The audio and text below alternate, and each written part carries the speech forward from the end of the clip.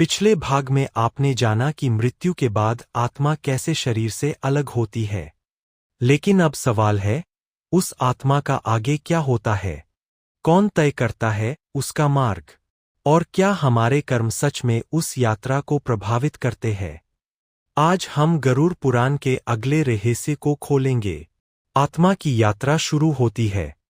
गरुड़ पुराण कहता है कि मृत्यु के बाद आत्मा 11 दिनों तक पृथ्वी पर रहती है। वह अपने प्रियजनों के आसपास घूमती है, उनके भावों को महसूस करती है। यही कारण है कि श्राद्ध और तर्पण का महत्व इन दिनों सबसे अधिक होता है। आत्मा को शांति तभी मिलती है जब उसके लिए श्रद्धा से कर्म किए जाए। यमदूतों का आगमन। 11वें दिन के बाद यमदूत आते हैं। गरुड़ पुराण में वर्णन है कि यमदूत काले, भयानक और तेज गति से आते हैं।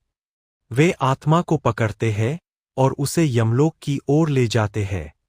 लेकिन अगर आत्मा पुण्यवान है तो उसे दिव्य मार्गदर्शक मिलते हैं। यही है कर्म का प्रभाव जो मार्ग तय करता है। मार्ग में आने वाली बाधाएं।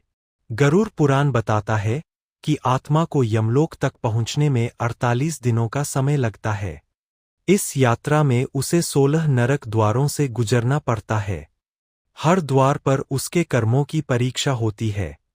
अगर उसने पाप किए हैं तो उसे पीड़ा सहनी पड़ती है। लेकिन अगर उसने सेवा, दान और सत्य का पालन किया है तो मार्ग सरल होता है। कर्मों का लेखा-जोखा। यमराज के दरबार में आत्मा के कर्मों का लेखा-जोखा होता है। गरुड़ पुराण कहता है, यथा कर्म तथा गति, यानी जैसे कर्म वैसी गति। यहां कोई सिफारिश नहीं चलती, सिर्फ कर्म बोलते हैं। यही कारण है कि हमें जीवन में हर कार्य सोच समझकर करना चाहिए। गरुड़ पुराण हमें डराने के लिए नहीं, जागरूक करने के लिए है।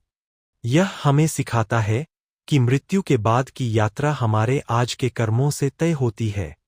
तो चलिए, आज ही से अपने जीवन को ऐसा बनाते हैं कि जब आत्मा यात्रा पर निकले तो उसे रोशनी मिले, शांति